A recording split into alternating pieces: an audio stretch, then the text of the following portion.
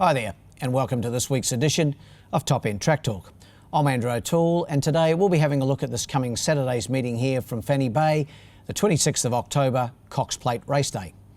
Similar to our last meeting here a week ago, a very good 5-race card has been assembled with some 42 acceptors down to race.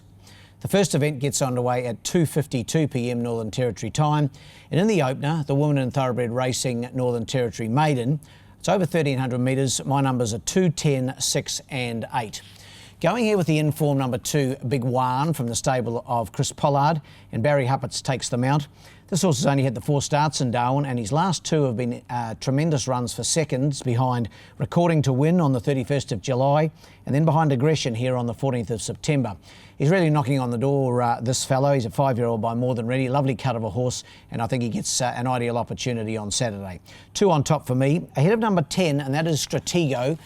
Disappointed me somewhat last week here, or the week before actually it was, behind Frilly Design. Was beaten some 13.5 lengths, but I'm prepared to allow it another chance. Its earlier form had been pretty good for trainer Cherie Lawler, and Dan Morgan, the Alice Springs apprentice, he's in Darwin on Saturday to take the mount. In for third, number 6, Poleni. Brendan Davis for Shane Clark. A better run last time behind Frilly Design, that same race that Stratego was unplaced in. Finished third on that occasion, was beaten a long way, 11 lengths, but was certainly an improved showing and is getting close to another check. And my 4th selection, number 8, Ishkara. 2, 10, 6 and 8 in the opener. The second's the Darwin Corporate Park Handicap. It's for the 0 to 64 gallopers, and it's over the 1,100 metres. Numbers here 8, 6, 7 and 3. Going here with the newcomer to Darwin and Clearview Diamond. This one bought out of the recent tried horse sale operated by Magic Millions. 14,000 was the sale price. Has ended up in the stable of Gary Clark, so couldn't be in any better barn, and Brendan Davis in the saddle. First up, as we mentioned, on the track, and hasn't raced since the 22nd of June, but I think given what we saw from Gary's other first start sale horse last week in No Alibi, I think Clearview Diamond will take a lot of beating. He holds the key here, Gary, because I've also got his other representative, and that's Patriot Day, number 6, in for second. Kim Gladwin aboard. Patriot Day raced pretty well pre-carnival, and during the carnival, while he didn't win this little horse, he certainly raced well for a couple of placings, including a minor. I've got him in to run second. In for third, number 7, last week's winner Hatton Man, was very impressive in the hands of Raymond Viger last week for trainer Tayan Holter. That was a benchmark 54, so he's up in grade to the 0 to 64 this week, but I think he'll race well again. And my 4th selection, number 3, McIntyre. Now, he was disappointing last week. He was well in the market, but never win a yard. Gary LaFoe Jr. has elected to back him up again. I think we'll take that as a good sign. Paul Shires in the saddle. 8, 6, 7 and 3. The third's the Ladbrokes Handicap. It's the benchmark 76 sprint, over 1,000 metres, and a really good contest here. Only the half dozen of them to go around, but some of the better sprinters we have in the top end. 3, 1, 2 and 5, my numbers. Going here with number 3, I'm Too Hot, looking to give Gary Clark a race-to-race double, and Brendan Davis the same. Of course, last started here on Cup Day.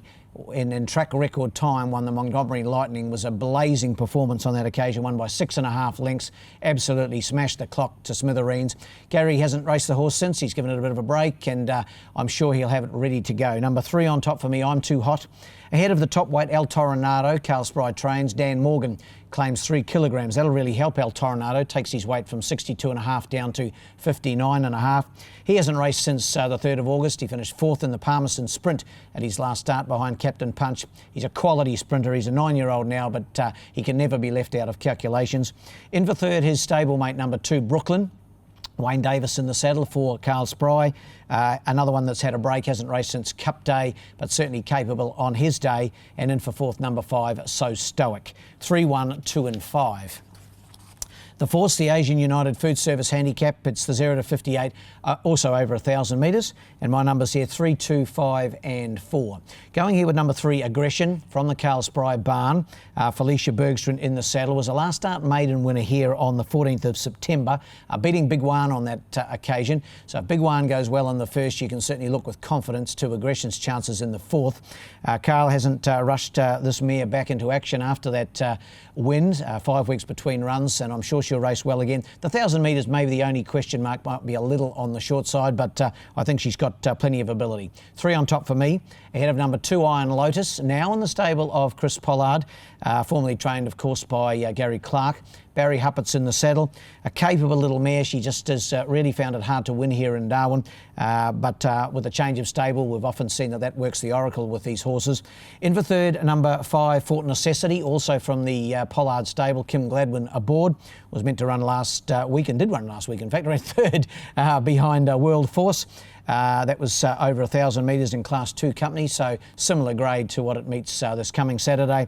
And my fourth selection, the fresh runner, Puzzled Princess. 3, 2, 5 and 4 in the fourth. And the last, as we flick across, is the Gardens Park Golf Links Handicap. It's over the 1,600 metres for the 0 to 70 gallopers. We saw a very impressive winner here last week called Skeldak. Emma Steele trains. Raymond Viger in the saddle this week. Paul Shires was on board last week and the horse bolted in by nearly 11 lengths, but Paul can't make the weight of 55 kilograms. Certainly up in grade is Skeldak this coming weekend, but such was the impressiveness of his performance last week. I've got to have him on top now that he's found winning form and back to the mile again. I think he's the horse to beat. 6 on top, ahead of number 2, Grammar Boy. No secret, I'm a very big fan of this horse from the Gary Clark stable.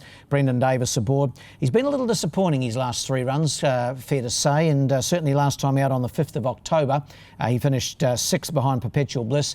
I thought that was only a fair run, but he's certainly better than he's been showing, and I'm banking on him to get back to somewhere near his best form.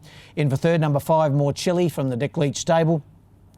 Raced here last week behind Let's Celebrate. I think there's improvement to come. Felicia Bergstrand on board, and in for fourth, number 3, Wicked Promise. 6, 2, 5 and 3 in the last. Best bet of the day comes up in the first to hopefully get the punters off on the right note. Race 1, number 2, Big Wan. Race 1, number 2, Big Wan. He's certainly dying to win a race and gets a really good opportunity on Saturday.